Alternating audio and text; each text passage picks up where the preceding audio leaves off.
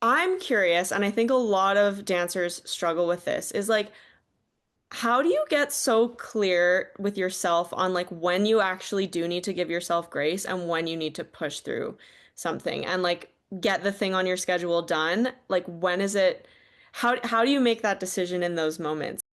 Hello, everyone, and welcome to the New View podcast. My name is Mac. And my name is Megan, Come along with us as we dive into the world of competitive Irish dancing and beyond. sharing perspectives, developing community, and learning from each other. We hope you enjoy.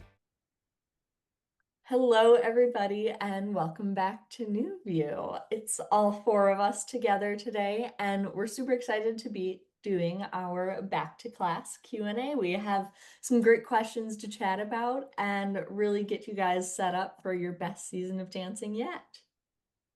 Yeah, I'm really pumped to be doing this episode. I think it'll be really fun to do this format. We haven't done it yet, so I'm excited to see how it goes. But you guys sent in some really good questions and we're excited to chat through them. So I'll just share the first question and then we can just jump right into it. So the first one is how to continue to succeed after being given new steps and not being on top of strength and stamina work. What are you guys' thoughts on that?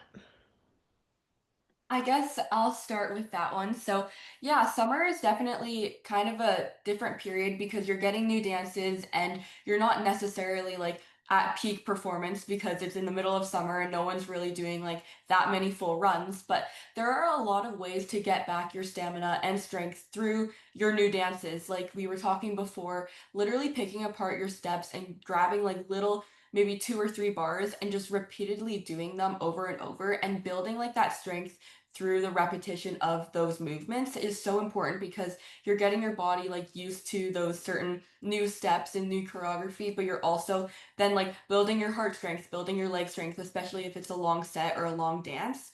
So that's kind of one cool way that you could build back stamina, but also another thing you can just do is honestly do a full run or like get through as much as you can with full effort. And as much of it might kind of suck at the beginning and you're like, oh, my dancing is really weird and really bad, it's okay because you know that the more that you do it, it will eventually get better and feel better. So, yeah, I guess just like kind of pushing through those hard moments is gonna make it in the end better, and you'll just be prouder that you've gone through like the yucky stuff and then now you're on like the better side. But yeah, what do you guys think?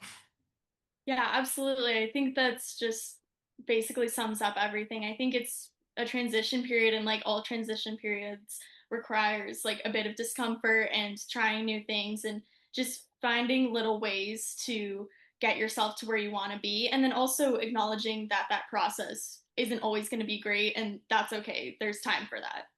Yeah, Hmm. and I think the more we can be like, okay, pretty much everyone is in the same boat right now. We're getting back from big trips or just getting back into like the rhythm of regular dance class after summer. And a lot of us are, back to like the school calendar too. So there's a lot going on, and it's not a default of yours that maybe you're not at, again, like Carla was saying, your peak performance. One, it makes sense. Like we've all had a good summer, hopefully, and we're getting back into the swing of things. And two, like you likely don't have your biggest competition of the year just weeks after getting back to class, right? You might have a couple small competitions or like you're working towards your Oireachtas and things like that. But the World Championships aren't the first competition of the year. So I think it's important to remember that too and just have a little bit of perspective and say, okay, this is going to be really uncomfortable for the next month or two, but what can I do that's actionable every day? And like you girls were saying so far, the most helpful thing, I think, at least, and that we've kind of discussed is taking those little sections, right? And drilling that for as long as possible, or putting on, your set music and drilling a whole section for multiple times through that track just to get your heart rate up and to get your legs used to moving for that long. And then, you know, doing your best to put in 100% effort in those full dances, knowing that it's not going to be perfect and that maybe setting your expectations low would be healthy in the beginning. But I think really, especially in those extra tough moments or those days where it's really not clicking, just to remember that this is just part of the yearly process, and almost everyone's in the same boat. So it's not like you're um, setting yourself up for a bad year or not going to be successful. It's pretty natural. Yeah. I mean, if I could just jump in with a couple extra thoughts on that too. I think exactly everything everyone's saying is like doing the small pieces. And when you're doing the small pieces, it's important that you're in communication with your teacher and really clear on like exactly how those things should be executed and like what are the cues you need to be remembering. And this just popped back into my head as you guys were chatting is like you can almost use the first few like full runs when you have a new step. Like let's say you got a new step, you've done some of the little drills, you got clear with your teacher on like cues you need to remember at the outset or whatever. Almost don't like go into the full thing with the goal of I need to do this 100% perfectly.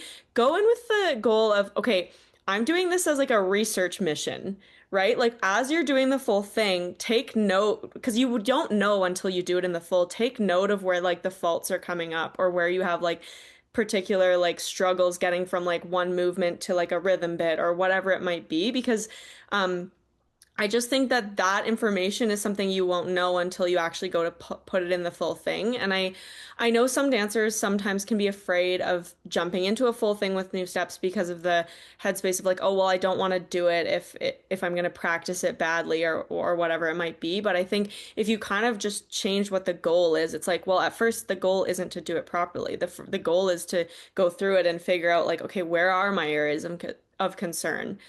So then you can like add a layer of depth when you go back to drill. And then hopefully the next time you do a full, you'll be like, oh, I can see where that's improved or like, or not yet. So just, I don't know, that perspective might be useful as well. I think that's all really good advice in general. Should we move on to the next question? Sure. I just have one more thing really quickly to Sure. say. I was going to say that also with new steps, it's really rewarding when you like first get them and it's like kind of weird and you're like, I'm doing this wrong. But then it is the process of like figuring it out and like what you said, like doing that like little research mission and like where in my set am I like dying, but then I'm coming back. Like where are those moments? It's like really fun when you like first get a step and then you kind of watch it grow. Like even from I don't know. I remember my set last year getting it in August to November. Like the difference was so cool to watch. And I was like, oh wow, like it really changed a lot and it really like got better. And like at first, like I didn't trust that, but then like it does happen. So it's like a really rewarding aspect to look back on wherever you are and be like, wow, like it did really work out. So yeah, if anyone has new steps, I feel like it's just something to look forward to when you get to like look back at where you are now. But yeah.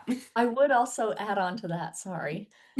One helpful kind of perspective to hold too. I think it's the time of year where a lot of people are like, oh, this like step wasn't made for me, or like it's not my style or whatever, or I'm not good at this piece. I would say go as long as you can without making those kind of judgments and things. Or especially like maybe talking about it with your friends. It's okay if maybe those ideas kind of pop up in your head, but maybe don't externalize them quite yet and make them become reality. But try to push yourself to really put the time in and work hard before you're like, oh, this isn't working out, or this is going to be a bad dance for me, or I'm not going to be good at this. Because I think that can just kind of further limit, the whole process. And like Harlan was saying, it's, yeah, that fun research mission. You're learning about yourself and what you can work on. And when we kind of sabotage ourselves in that way, then, we're not setting ourselves up for the most successful like return to dancing. 100%. I'm so glad you said that. And like honestly, right now you're setting the tone for the whole year. And so maybe you can challenge yourself to be kind of maybe ridiculously optimistic. It might feel like you're being completely unrealistic. But here's the thing is like you don't really don't know. Like how do you know what you're going to be able to do or not? Like what if you were just totally open-minded to something? I will say just from personal experience, I'm really fortunate that I have a cool relationship with my dancing teacher. We have this really cool creative dynamic, and she's just so creative. And she would sometimes give me stuff.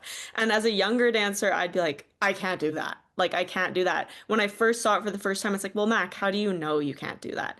And when I had that shift that Megan was just explaining of like, okay, what if I just like let's see how long I can be open-minded to this. That's when I notice like the biggest improvements, which is pretty cool. So I love that. Good advice, you guys. Um, okay. Next question is, how do you sort of balance all the extras outside of dance class? So, like practicing at home, getting to physio, doing the mindset work, school on top of all that. Maybe you have other sports and commitments. How do you guys kind of go about balancing all those things? Ariste, I think you might have some good thoughts on this one. Yeah, for sure. I'll start us off. So I also play high school field hockey, and I take academics very seriously. It's a huge part of my life too. So in the fall especially, because that's when field hockey season is for me, it's a super super busy time. And it can be so daunting, and I know that I really encourage like anyone who can to not like do as much as you can, but in the way that the things that you love, like you should be able to make time for them. So I have a lot of tips for this, but I think the first thing that I would say would be I literally print out schedules. I go on Pinterest, I find a really cute calendar, and for the months of like August, September, October, November, I print them out. Then I fill in when I have dance, when I have field hockey, what days I'm going to do strength training, and I put all that in. And then beyond that, then you can add other stuff. Maybe you're part of a mindset program, maybe you have internships or you work, stuff like that. You can fill that all in and literally down to the time you put everything in. And I would also just like even when you do homework too, schedule that in from like 4:30 to 6:30 I do homework and then blah blah blah. So I just think it's so important to have expectations going in of like what your week looks like so that you're able to mentally prepare and just get the most out of it. And Mhm. then beyond that, I would just say that continuously through the fall, you're reflecting and adjusting as necessary. So if you feel really tired after a week, maybe that is something that you can adjust within your schedule. Maybe you just need a day off, all that. And make sure that I'd say your teachers, your family, your support system knows what your goals are, just in all aspects of your life. But also, maybe if you're trying to really improve your turnout this season, make sure that your support system is aware of that so that they can hold you accountable and help you make space for that. And maybe you're able to fit it in before class, maybe you have to wake up a little earlier. It's a trial and error system. But yeah, I just think like adjust as necessary, plan as much as you can, and then give yourself grace for the moments that it is hard. And remember that all the stuff that you're doing, just it's worth it and you love it. And that's why you are in this position. So yeah. That was really good. Oh my gosh. I just like almost not teared up listening to that. That's like, wow, like no, I just loved that was just I don't know how else to explain it, but that was like perfect. And it's really just about making sure that you have a balanced schedule, but you are like yet again what you said, like your support system knows of those goals because it's so important that like everyone is aware of like what you want to achieve and like how you want to achieve it, but you're also giving yourself that grace. I thought, yeah, that was just so good. I love that. I have a follow-up question, sorry, because I think that we need to touch on this. I think it's so important. So, you guys are talking about how, okay, I've got my goals, I have got my plan, I know that that's all in alignment. Um, and that next layer is that my support system is aware, and so they're on board and in line with that as well. But I'm curious, and I think a lot of dancers struggle with this, is like, how do you get so clear with yourself on like when you actually do need to give yourself grace and when you need to push through something and like get the thing on your schedule done? Like when is it how do you make that decision in those moments? I'm curious to hear both of your thoughts on this because I remember what it was like for me, but I'm curious what you guys think about that. How do you decide in those moments? Yeah, for sure. I think it's important to have your like non-negotiables, whatever that is for you. Like maybe it's I stretch every day, no matter how I feel, how tired I am, even if I have a huge test the next day, I find like even just 10 minutes to stretch a little bit. And I think you make those non-negotiables very small and very achievable so that over time they build up and they make true impact in your dancing, in your scheduling, in your mental health, all of that. And then beyond that, I think maybe you have some bigger goals where it's like, oh, I'm going to have a little bit of free time this weekend. And if I don't have a big test or like an ACT, SAT I need to study for, I'm going to use that time to drill this piece because I learned in class this week that I really want to improve that. So you kind of, I think it's important to break down those goals and to try to fit them in your mental space whenever that's possible. And then yeah, just also, I think that your support system really knows you, especially like your parents, your teachers, your friends, even.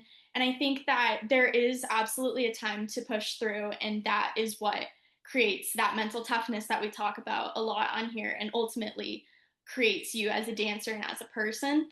But I do think that those times where you feel burnt out, your support system is able to recognize that in you when maybe it's a little harder yourself. And I think that being in touch with them so that they're like, hey, you feel really burnt out, you're coming to class and you just don't look like you're having very much fun this week. And then I think if you're able to have those check-ins, then you're able to adjust and be like, okay, maybe this weekend I just need to rest, I need to take an Epsom salt bath or whatever it is that makes you feel recharged and ready to get back into your regularly scheduled shenanigans.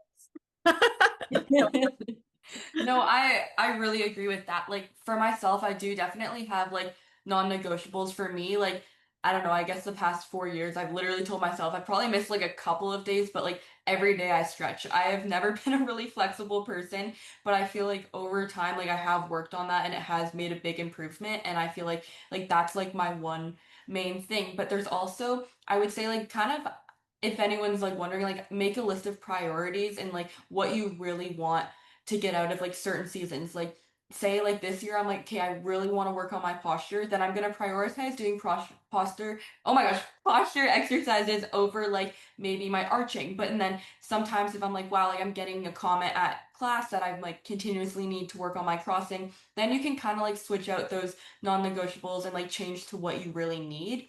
I feel like that's important to do. And then kind of touching on like the burnout subject, I feel like it's really hard sometimes to tell when you are like, oh no, I need to push through this, or it's like, no, this is the time to like chill out a little bit. And I find definitely before a major, it's kind of those like make or break moments where you're like, oh no, like I can do this, or it's like, no, like I'm gonna hurt myself in this aspect. So I don't know. It's definitely listen to your body, but honestly, like listen to your gut and what other people are kind of like suggesting, I guess, because I don't know. I've been in times where like it's the week before a major and I'm like, no, like I need to do this full like for myself and I do it and I'm like, that was needed and I'm proud that I did that and like I'm okay. But then sometimes if you're feeling a little off and you're like, no, no, I'll push through and then something ends up happening, it's like oh, like your body was kind of telling you that you were ready for this like time to rest. So definitely just listen to your body and listen to your mind. But usually I feel like you kind of know what's right. It's definitely hard, but yeah, I don't know what you guys would say on that. I think that's a tough one. I would say, especially for younger dancers, I think listening to your parent can be really helpful in those moments. Especially if you're not quite sure, like, what is my ceiling, or I don't have a grasp on how tired I might actually be, because I am younger or whatever.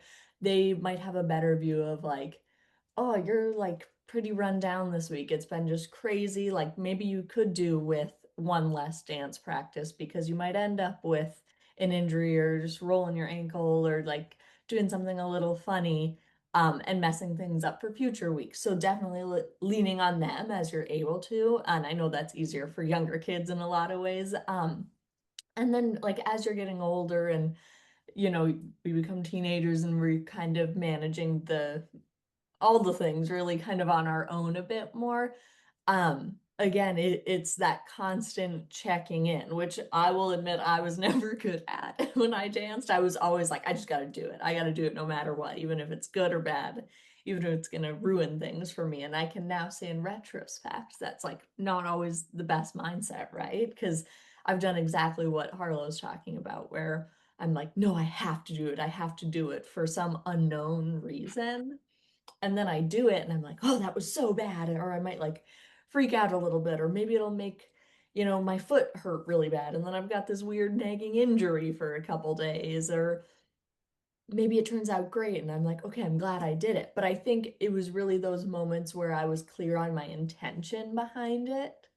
and I was in tune with how my body was feeling. So if my intention was to say, hey, I really need to go to this class tonight and do some full rounds so I can trust in my ability to like really perform well going into whatever competition. And I know my body's feeling kind of tired, but I know that deep down I have like the strength and the ability to do this, then Mhm. I'd be kind of good to go. But if I'm, checking in with myself and saying, okay, what is the why behind why I'm like having this pull? And if it's to go like make myself suffer through, a bunch of rounds and just feel tired for no apparent reason, and I consider, okay, maybe my week has been busy, or yeah, like my ankle's really been hurting, but I'm gonna go do this anyway, like then you can kind of clearly see how that equation doesn't quite add up. And when you consider those factors, then I think the equation of what your plan is or your desires or goals with certain things, if it's good or bad. Totally.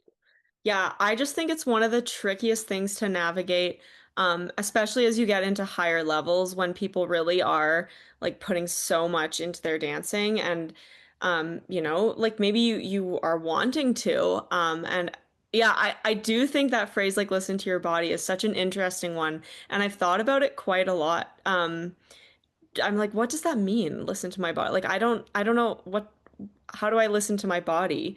And I think it is something you get better at with age. If you, again, if exactly what Megan was saying is if you're intentional with it.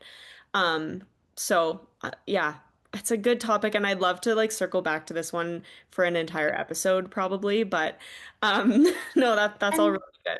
I would love to say too that doing this with intention is great, but also know that like you're gonna make mistakes and that's just gonna be part of it, and not putting so much pressure on yourself to be like, I have to make the perfect decision right now. I think Yes. being able to be like, okay, even if I do go to class tonight, or I don't go to class, or I decide to do all these full rounds or not, relatively speaking, I'm gonna be the same tomorrow.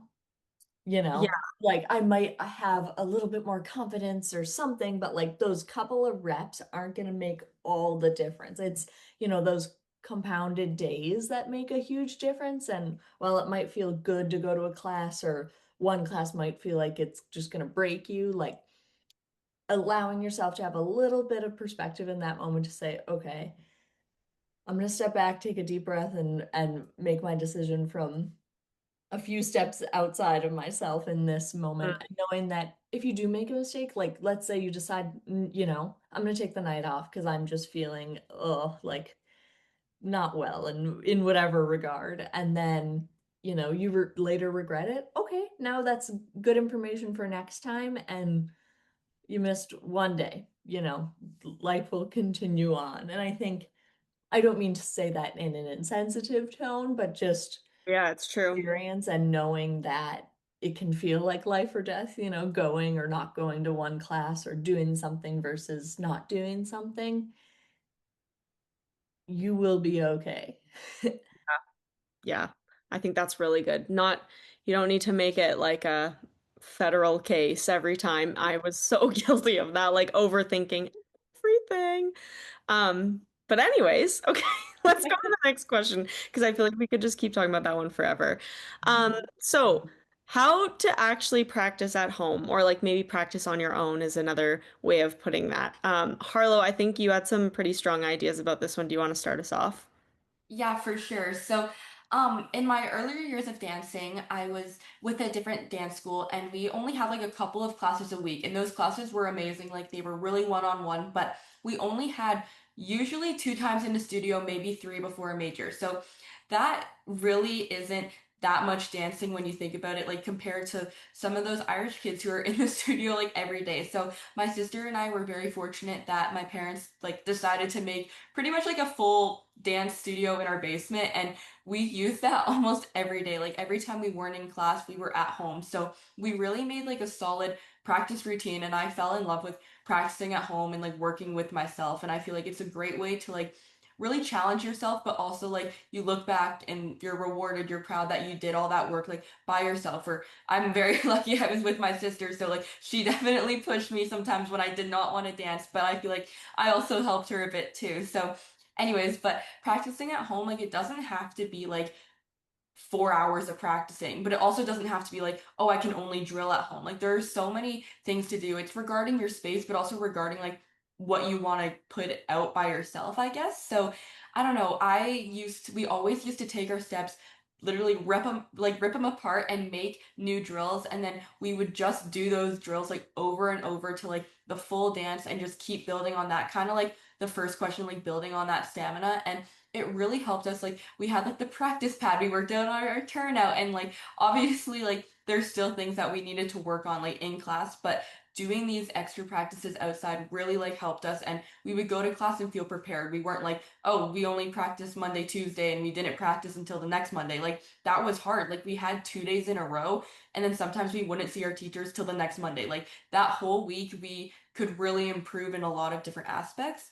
And then there's also the part where like you can do stamina at home as well. It does not feel good. Like I've been one like before majors, even like this year, like I've done fulls like at home, and it's like, oh, like I don't like doing it. But then you're also kind of like, okay, if I can do it at home by myself in my basement, like literally in the dark. Well, not in the dark, but like, and then you not really in the dark, but like in like a basement, then I can do it on stage with like adrenaline, people watching, and like my coaches being there. Like it's that like safety net where you're like, okay, like I've done it before in like conditions that aren't like the best, that I know I can do it when like everything is like gonna go to, or like not necessarily gonna go to plan, but when everyone is there like supporting you. So I just think practicing at home is like a great way to build your confidence for once, for like one thing, but also just to like improve in general, like on literally anything dance. So yeah. Oh, Yeah. that's awesome. Ariste, you must have some really good thoughts on this too. You have to spend a lot of time practicing alone. Yeah, so I mean, if anyone doesn't know, I live in Colorado and I dance for Quartermore, which is based in Minnesota. So the large majority of my training is done on my own in a few like different capacities. But I'd say my number one tip for practicing at home would be record yourself dancing because it is the most humbling thing you'll ever experience. And then all of a sudden, you will be so aware of yourself as you dance and you will be able to see things and fix things. And I just think it really helps. Like, for example, for a time there, I was working so hard on trying to point the back foot on my birdies, or I don't know what you guys call them. It's a whole thing.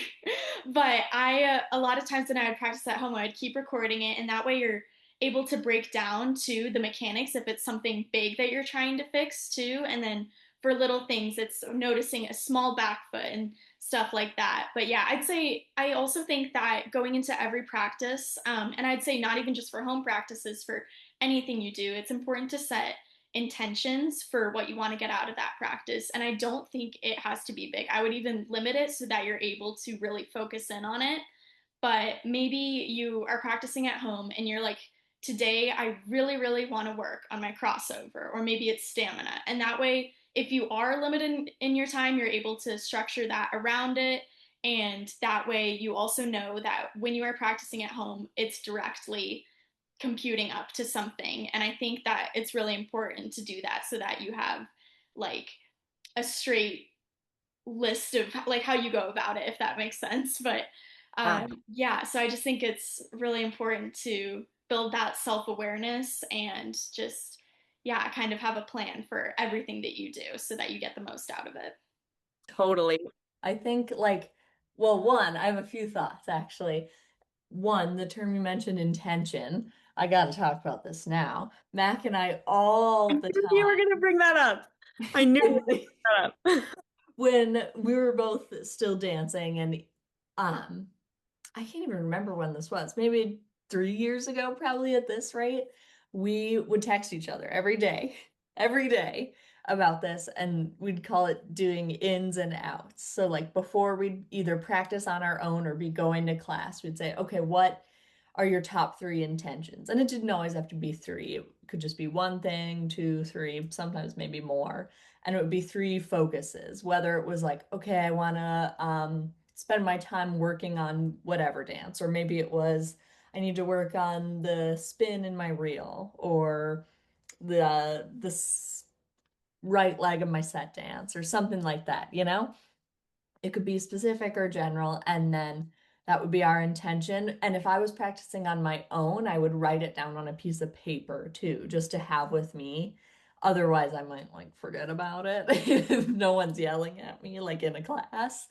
And then after class, we text each other our outs, like how that went or like what we'd want to work on for next time. And I think that was super helpful. One, because it makes you accountable for something, but then two, kind of what Aristea was saying, so you can keep track of like, okay, what am I actually doing here? Otherwise, I think practice can become pretty unproductive if you're one, not going into it with a real focus, but then also ending it and not being able to recall like what you've just done, right?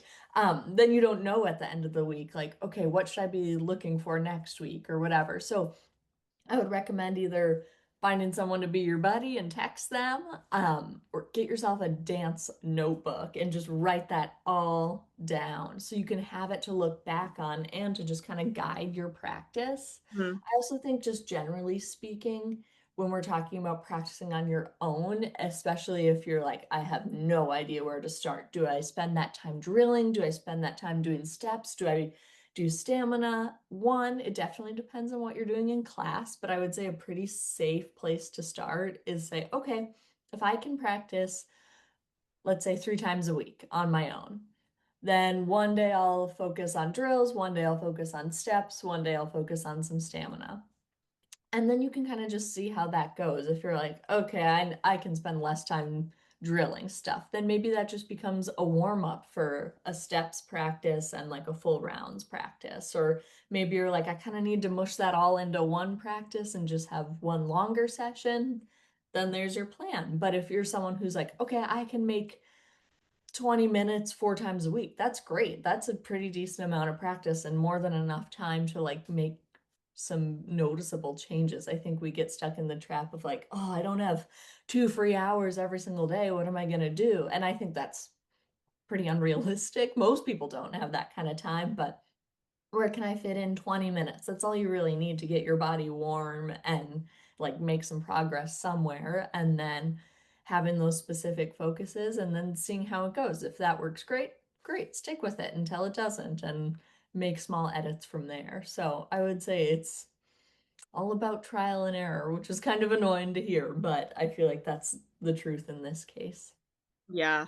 I'm so glad you brought up ins and outs, as I thought I had the same thought when Aristea said intentions, and I was wondering if you were thinking that too.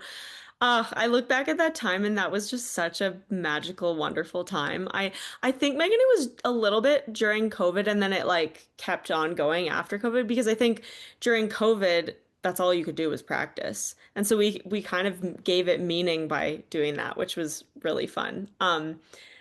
Anyways, I loved doing that, and I think that that's such good advice.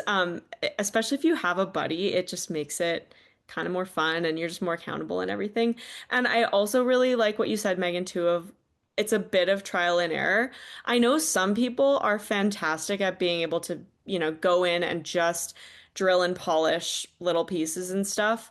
That's just not really the way my brain works. I am a little bit I gotta kind of like keep doing different things to stay engaged. And so for me, I was the kind of person I have to do a bit of the focus drilling on pieces that are needing it or whatever. And then I gotta do steps and then I gotta do fills. I had to do a bit of everything all the time. And that's just the way that it worked best for me. But maybe you are the kind of person who wants to do your drills on one day and your stamina on another day and your steps on another day or whatever it is. But yeah, kind of going in and feeling out what works best for you, I think is kind of key. And I think that is really in alignment with something we talk about quite a bit on New View is all of this isn't us to trying to tell you the best way of necessarily doing things. It's us giving you our, firsthand personal experience and what worked well for us. But I think at the end of the day, that's what's so beautiful is everybody's journey is going to be a little bit different and everybody's going to learn what works best for them if you really commit yourself to that. And maybe almost start to see that as this fun little, again, this kind of coming up, but research project of learning yourself and learning how you work best. And yeah, being open to just different ways that things can evolve over time. It just keeps it so exciting, I think. You guys all had such good answers. I'm kind of wishing I was a dancer, like getting back in the studio now.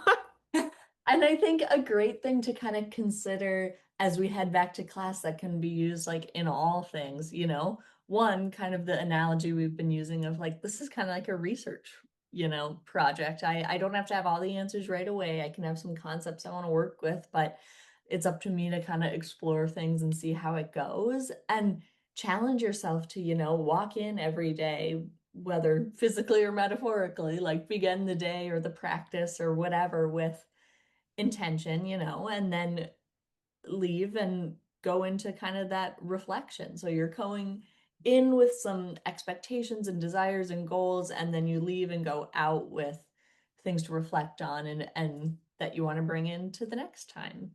Mhm. I absolutely love it. I've never heard of the ins and outs things, and like I cannot wait to start using that. And like that's exactly like all of us are just kind of sharing our own things, and I feel like that's so special because like I've never heard of that, and I'm already like in love with that idea, and I feel like it's so cool to like yeah, like set an intention, but also like to do that reflection after. I feel like that's so important because I think we've all had classes where we go in and we're like, yep, I'm gonna work on this, this, and this, and then it kind of like gets lost in the shuffle as you're dancing, and then you come out and you're like, what did I just do? Like I kind of forget. Like I've had those moments many times, but I feel like especially like practicing at home and like having those moments by yourself to reflect are really important, and that's kind of where you get to like explore and grow as a person and as a dancer of like what's working for you, what's not working, and like how you can improve. But I'm gonna start using those ins and outs like today. Yeah, I love that. I also love the idea of just like having a buddy to hold you accountable because I feel like it just makes it so much more fun because we all know that home practice can be a little bit isolating at times. So I think it's really fun to have someone that you know you're in it with. And maybe you're like, here are my intentions, and I'm also going to listen to these three of my favorite songs today as I warm up, or like I'm going to do my round to my favorite champ length. Like, I think it's so fun to be able to bring that joy of dance into it in that way. And also remember that this is why we do. And I think it's so fun to be able to share that with your buddy. And then it, I think, will in turn help you be more productive at dance because you're dancing with that reminder of joy so freshly present. So I love that. Oh, 100%. I think that is the perfect note to wrap this episode up on. This was so fun. I hope that everybody listening has taken some useful nugget from this fun conversation. I think I can speak for all of us saying we loved answering your questions, and hopefully we'll do some more episodes like this in the future. So if you think of questions, send them in to us whenever you think of them. We'd love to hear them. And yeah, thanks for joining us today, and we hope you enjoyed and got something out of this. Thanks for joining us in this episode of the New View podcast. We hope you enjoyed. If you have any ideas about future guests we should interview or want to connect, you can find us on Instagram at newview.collective or email us at newviewcollective.mm@gmail.com.